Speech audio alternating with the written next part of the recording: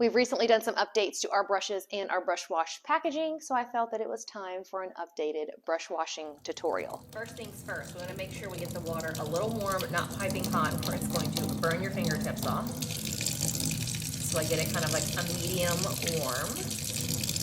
And I leave my brushes on this side over here and my brush wash here. That way I can do one pump of the brush wash.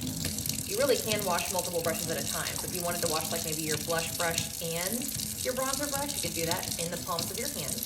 I get it a little bit damp and really get a nice lather and squeeze.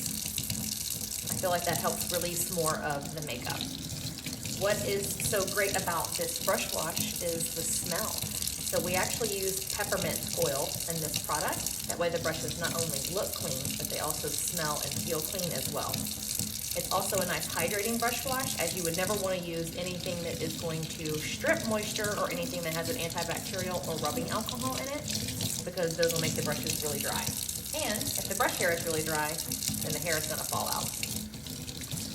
If it's been a while since you've washed your brushes, you may notice you have to do this process 2 or 3 times to get all of the makeup out.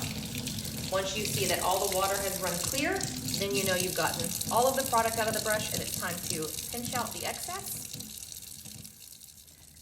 Wipe off any excess water on the handle and squeeze out excess water. This will prevent the brushes from smelling like mildew the next day. Then you can lay them flat to dry. Please allow 12 plus hours for drying, which is why we recommend to clean them on Sunday so they are dry and ready to go for Monday. Now I'm moving over to brushes made for creamy things. So that is going to be like your foundation brushes, your concealer, your brow lift and eye base brush.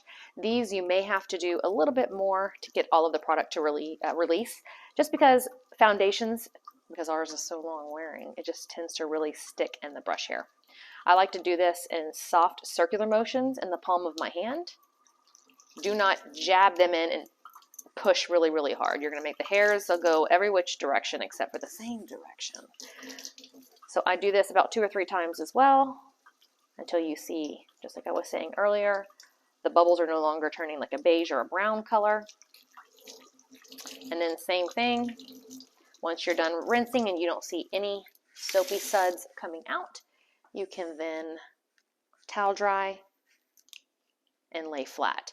One other tip while washing your brushes is you never want to submerge them in a cup of water. So some people that don't want to spend time washing their brushes just fill up a cup of hot water and stick their brushes in to submerge. If you do that, they will smell like mildew and it will loosen up the acrylic base and the brush hairs will come out. So please don't ever let the water soak, because it'll drip down in there and get stuck.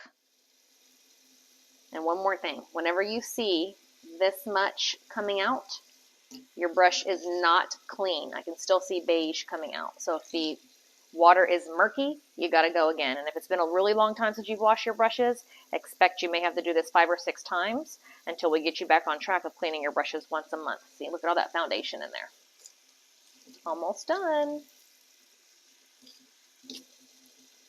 And one last tip, because I hear this one a lot.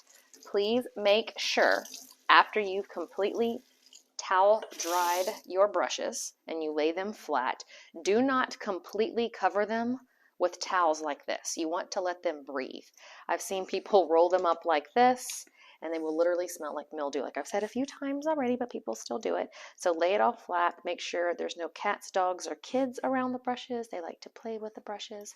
And like I said, they'll be dry by morning time. Okay, and we are all done.